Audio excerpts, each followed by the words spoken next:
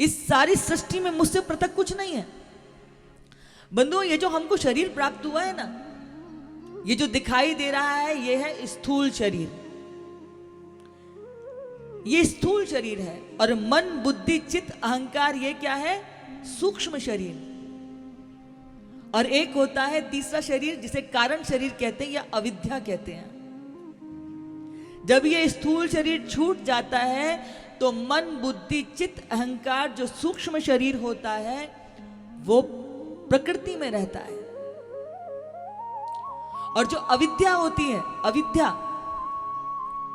अविद्या के कारण ही सूक्ष्म शरीर के लिए ये स्थूल शरीर पुनः निर्माण होता है।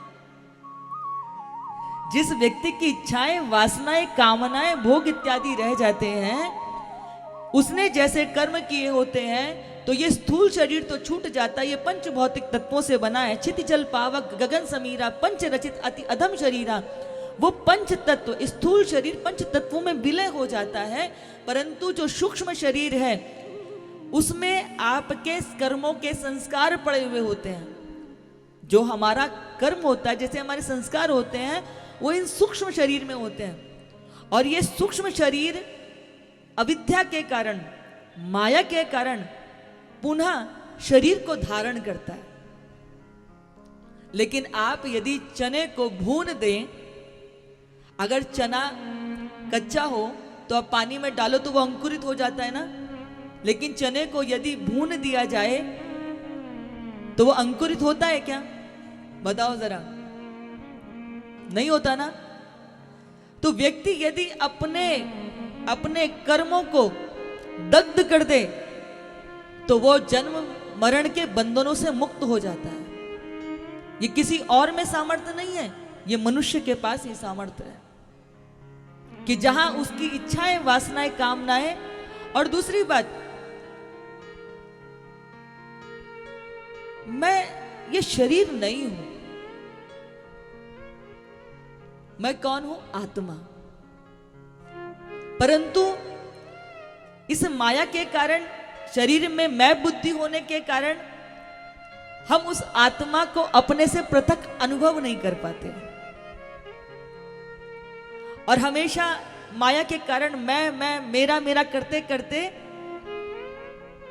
हम उस प्रयोजन को भूल जाते हैं जिसके कारण ये मनुष्य शरीर मिला है।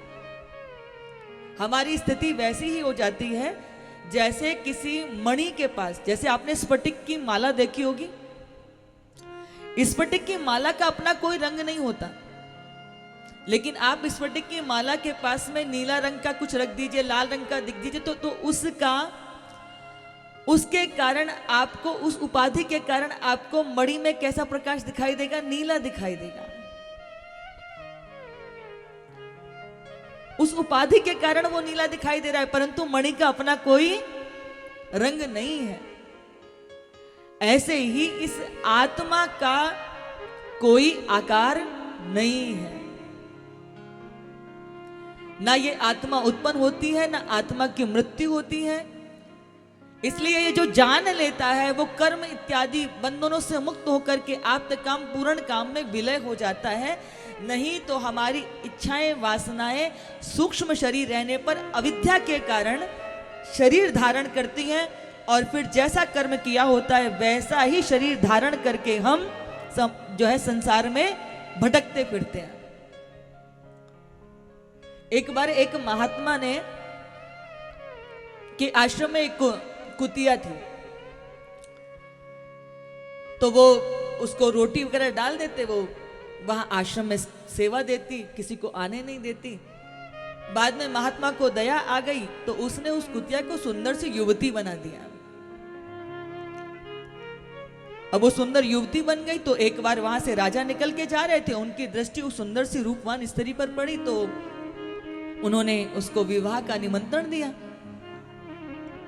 उस संत ने बड़े धूमधाम के साथ में विवाह करके विदा कर दिया। अब बंधु वो राजमहल में आ गई, लेकिन होता क्या था कि पूर्व में तो वो कुतिया थी ना, तो वो रात्रि में जब दीपक जलता संध्या के समय पर, तो अगर आपने देखा हो तो दीपक को रख दो तो जो कुतिया होती है उसकी बत्ती को खा जाती है। देखा है कभी किसी ने?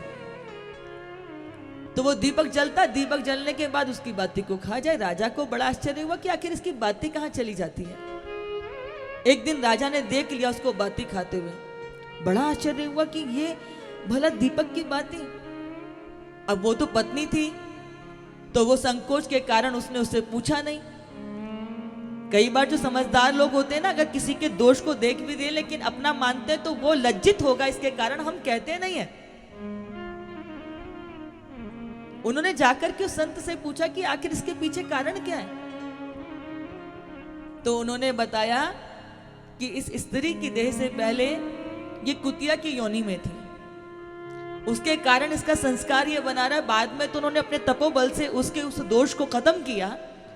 परंतु मेरा इस बात को कहने के पीछे अभिप्राय ये है कि हमारे जो पूर्व जन्म का जो अभ्यास है ना, जो हमारा स्वभाव है, जो हमारे कर्म है, जो हमारी जो नित्य की हमारी जो व्यवहारिकता है, वह शरीर छूटने के बाद भी बनी रहती है।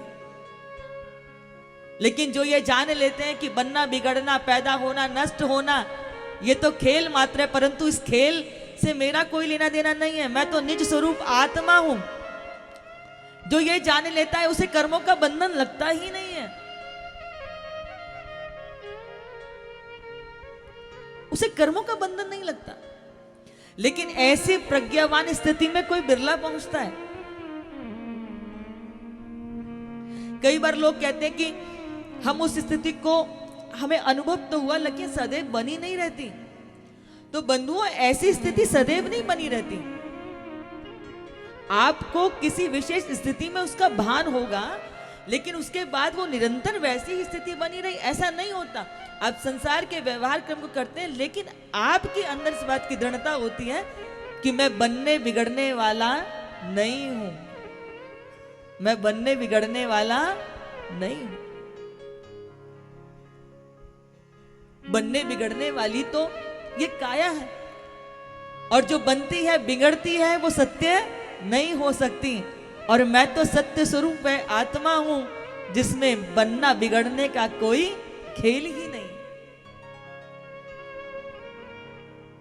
इसलिए हमारे 3 शरीर होते हैं, स्थूल, सूक्ष्म और कारक शरीर, जिसे अविद्या कहा गया, और माया के कारण ये दिखाई नहीं देते।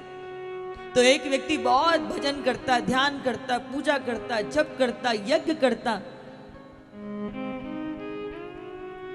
तो एक बार वो संत के पास गया, बोला कि मैं इतना भजन करता हूं, जप करता हूं, लेकिन मुझे फिर भी प्रभु के दर्शन नहीं हुए।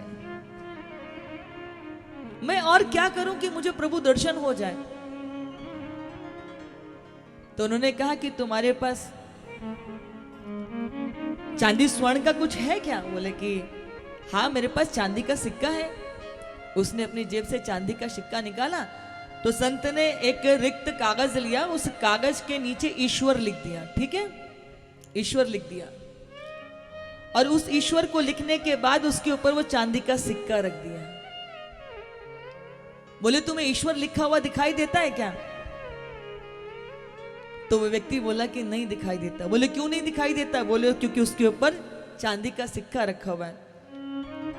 तो संत कहते हैं ये चांदी का सिक्का कुछ और नहीं, यही माया है।